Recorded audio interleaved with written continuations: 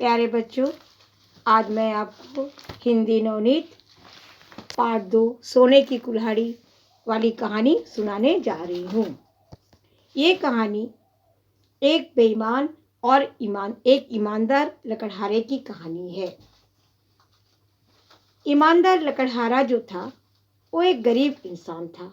वो लकड़ियाँ काटता था और उसे बेचता था और अपने परिवार को चलाता था। एक दिन वो नदी किनारे बैठकर लकड़ी काट रहा था कि उसकी कुल्हाड़ी नदी में गिर गई और वो रोने लगा। नदी में जलपरी रहती थी, वो निकलकर आई और उसको रोने का कारण, दुखी होने का कारण पूछा। ईमानदार लकड़हारे ने बताया कि मेरी कुल्हाड़ी नदी में गिर गई है। तो जलपरी ने उन्हें कहा कि मैं तुम्हारा कुल्हाड़ी निकालकर अभी ले आती हूँ। और जलपरी नदी में डूबकर उसकी कुल्हाड़ी लेकर आ गई, पर वो कुल्हाड़ी सोने की थी। तो ईमानदार लकड़हारे ने बोला, ये कुल्हाड़ी मेरी नहीं है। जलपरी फिर डुबकी लगाई और एक चांदी की कुल्हाड़ी लाई।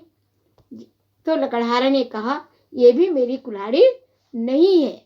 अंत में जलपरी ने उसकी जो लोहे की कुल्हाड़ी थी वो लेकर आई। तो ईमानदार लकड़हारा बहुत खुश हो गया और बोला, ये मेरी कुल्हाड़ी है।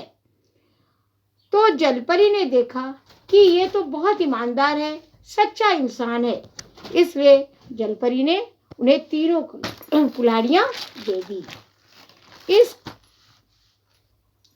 और वो तीनों कुल्हाड़ी लेकर अपने घर चला गया।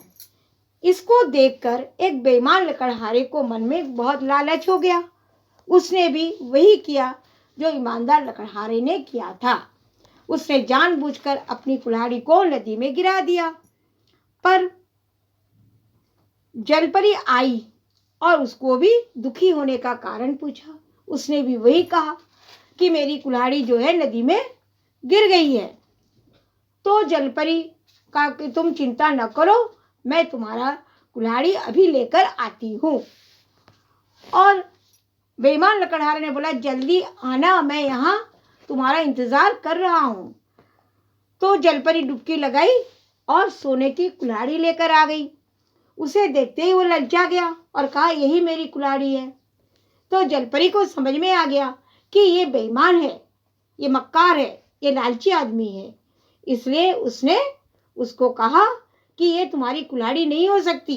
अगर आज तुम्हारे पास सोने की कुल्हाड़ी होती तो क्या तुम लकड़ी काटते? यूं कहकर जलपरी वो फिर पानी में डूब गई और चली गई।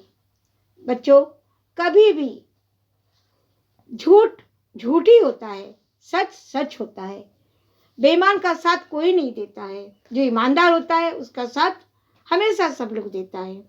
बच्चों, कभी भी झूठ का सहारा नहीं लेना, हमेशा सच के रास्ते पर ही चलना।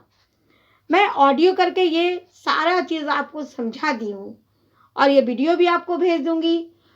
हमको लगता है ये कहानी आपको बहुत अच्छी लगी होगी। बच्चों, आप भी इस कहानी को बार बार पढ़िएगा। आज यही तक। Thank you.